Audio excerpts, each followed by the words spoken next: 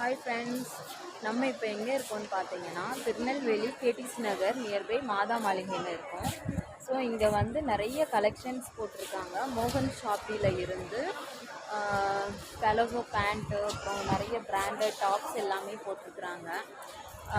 இன்னைக்கு 13, 14, 15, 16 4 நாள் இந்த எக்ஸ்போ இருக்கும். ஸோ வந்து நியர்பை திருநெல்வேலி பாளையங்கோட்டையில் உள்ளவங்க வந்து கண்டிப்பாக இந்த மாதா மாளிகையில் வந்து விசிட் பண்ணுங்கள்.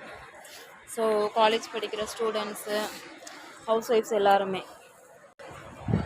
ஸோ பாருங்கள்,